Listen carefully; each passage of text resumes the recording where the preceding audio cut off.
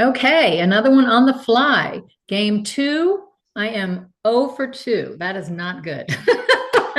That makes me kind of discouraged in doing any of these anymore in focus. I don't know. So yeah, so it went into double overtime. So there was, and that one again, the only testimony in that game that I had was the Kazim or the combustion of Lord Seven by Lord One, because it was Leo rising at that one. So Lord One was a favorite, which was supposed to be Virginia Tech was a favorite. And so I don't know. Virginia Tech lost that game. It wasn't like they did not like Cal did not win it as much as I think Virginia Tech lost it, if that makes sense. So Cal goes on to play Stanford, two California teams. So let's take a look at the chart for tomorrow. Cal versus Stanford, March 12th at 7 p.m. Eastern time in Charlotte.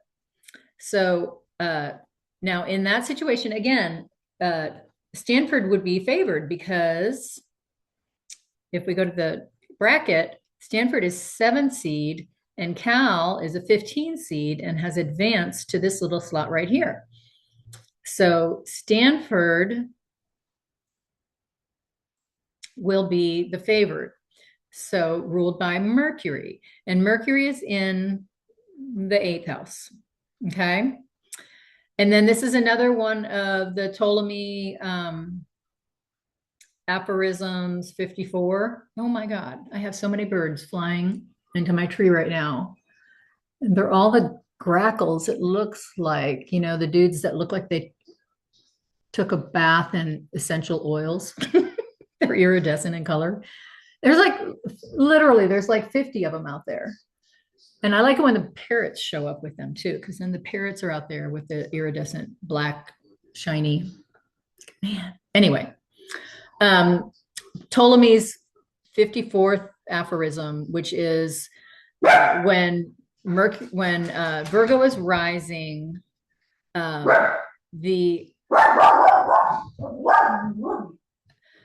native has control of his own fate, because when Virgo's rising, Gemini is culminating. They're both ruled by Mercury. And then that puts Jupiter, Pisces on the descendant.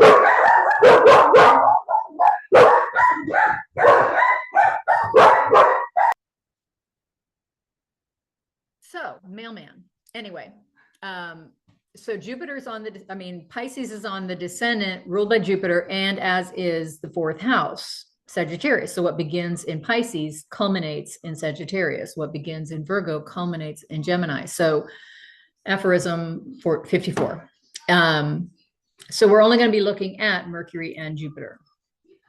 So Mercury is in the 8th house. Jupiter is right on the cusp of the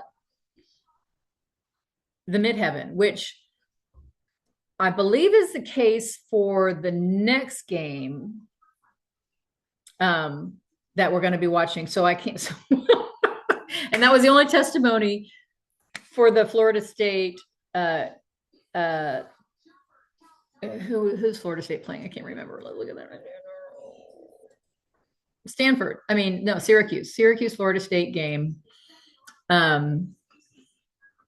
Yeah. So that was the one that had Jupiter right on the ascendant. Right on the midheaven as well. And I said, that's a sure sign that they're going to win. And so,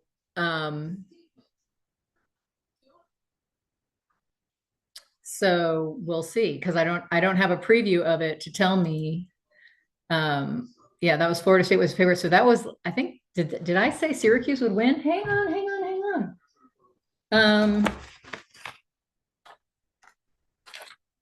I did. I said Syracuse beats Florida State. So based on that one testimony, Jupiter on the midheaven, ruling house 7 and house 4.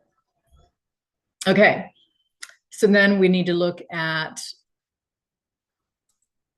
Antisha. So Mercury's Anticia is 20 Virgo, which is in the first house, which doesn't help it. And Jupiter's is, I believe, like 16 Cancer. Yeah, I've been looking at these long enough now. I'm getting them memorized. So in the 10th house, which is further confirmation, but it's kind of far away. So yeah, it's too far in. It doesn't count. All right. And then the Anticia for the part of fortune is 27 Libra. Well, that's new.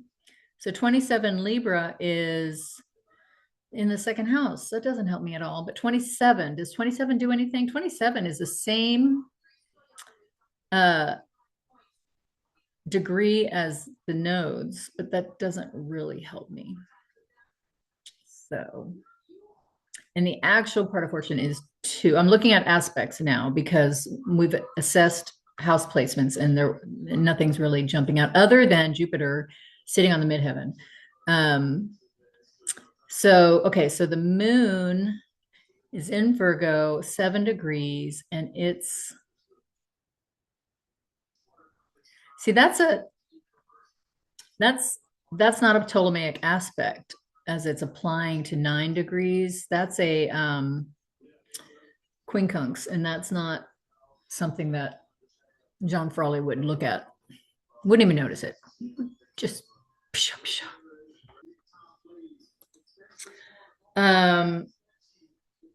That's not the game we want to look at. I want to look at. Okay. So let's look at outer planets. We've got Pluto in the 5th, nothing. Neptune in the 7th, but far away from the cusp, nothing. And Uranus in the 9th, nothing.